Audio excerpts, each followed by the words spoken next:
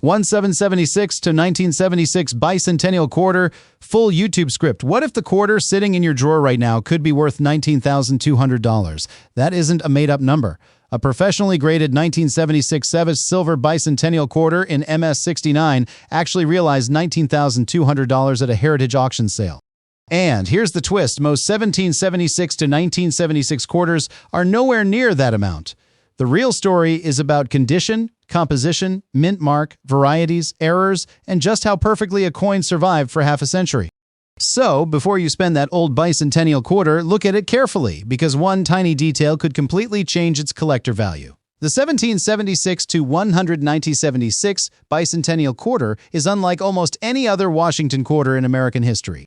Instead of carrying a normal single year, its obverse displays the dual date 1776 to 1976, connecting the birth of the United States with its 200th anniversary. And there's something unusual about that immediately. There is no regular 1975 dated Washington quarter. The United States Mint created the special bicentennial coinage program to celebrate America's 200th anniversary, and the quarter received a completely different reverse design. Instead of the familiar eagle, collectors got something far more dramatic, a colonial drummer standing beside a torch surrounded by 13 stars. That design was created by artist Jack L.R. after a nationwide competition. According to PCGS, the competition attracted 884 entries, eventually producing the designs for the quarter, half dollar, and Eisenhower dollar. R's colonial drummer design won the quarter. But the story gets even more interesting when you realize just how many of these quarters were made. More than 1.6 billion copper-nickel bicentennial quarters were produced for circulation. That sounds like the opposite of rare, and for ordinary circulated examples it usually is. If you find a worn 1776 to 1976 quarter in your pocket, don't automatically assume you've discovered a fortune. Most circulated examples are common, but coin collecting isn't always about how old a coin is. Sometimes the real value comes from finding an unusual combination of rarity and condition. And that's where this coin becomes fascinating. Let's start with the mint marks. A bicentennial quarter can have APD or S mint mark, depending on the issue. Philadelphia produced circulation strikes without a traditional visible mint mark on older conventions, while Denver coins carry the D. As San Francisco produced special collector issues, including silver versions and proofs. Now here's a detail that can make your search much more interesting. Not every bicentennial quarter is made from the same metal. The ordinary circulation versions were copper-nickel clad. But the Mint also produced special bicentennial quarters using a 40% silver composition for collectors. PCG's notes that approximately 15 million silver bicentennial quarters were struck, making the silver issues much scarcer than the enormous circulation production. So how can you tell whether you're holding silver? One clue is the mint mark. San Francisco silver bicentennial quarters carry the S mint mark, and the weight can also help when you're examining a coin accurately. A 40% silver quarter weighs about 6.25 grams, but don't rely on color alone. A coin can look different because of toning, lighting, wear, or environmental exposure. If you genuinely suspect that your coin is a scarce silver issue, proper identification and authentication are much safer than simply guessing. And now we're getting close to the really exciting part: condition. A coin can be common in circulation, but surprisingly difficult to find in extraordinary condition. Think about what happened to billions of these quarters after 1976. They went into pockets, cash registers, vending machines, coin jars, drawers, and collections. They rubbed against other coins. They were dropped. They picked up scratches and contact marks, but a tiny percentage survived with exceptional surfaces. And when a common coin reaches an extraordinary grade, the market can change dramatically.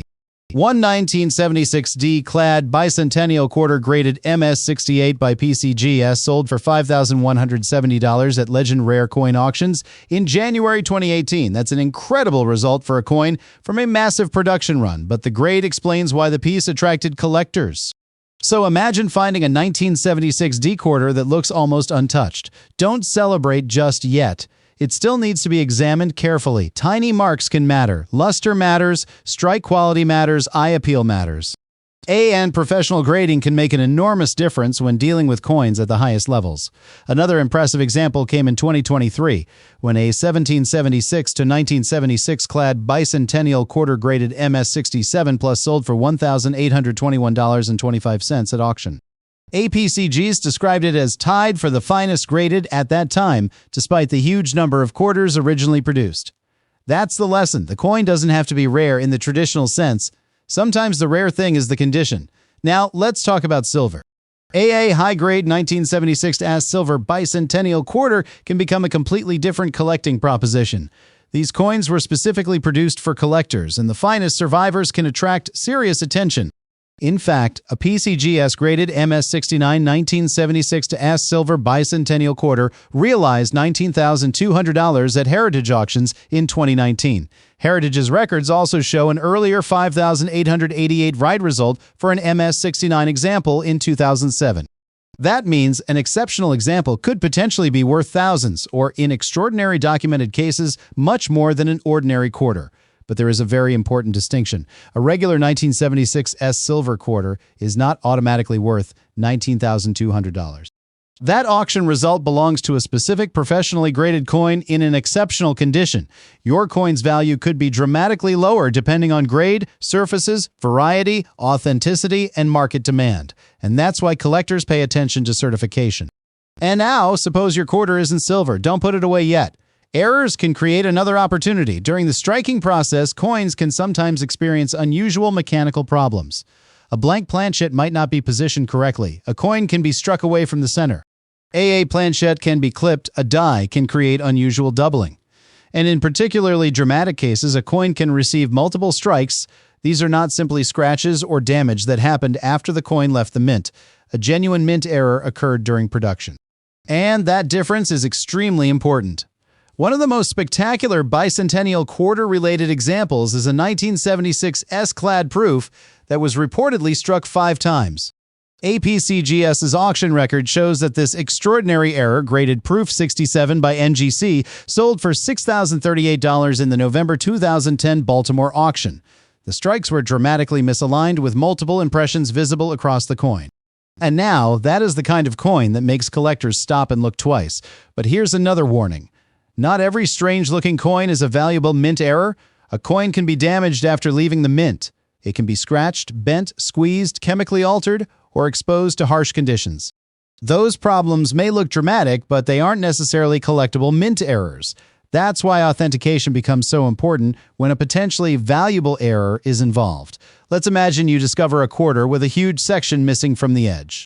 You might be looking at a clipped planchet, or perhaps the entire design seems shifted toward one side. That could be an off-center strike. Maybe letters appear doubled under magnification. That could deserve further investigation for a double D variety. But none of these possibilities should automatically be treated as valuable without examination. The market rewards genuine, recognizable errors and varieties, not random damage. And there's another detail that collectors sometimes overlook: the difference between a proof and a circulation strike. Proof coins were specially prepared for collectors and generally have sharper details and highly reflective or contrasting surfaces. Bicentennial proof quarters were produced at San Francisco, including both clad and silver versions.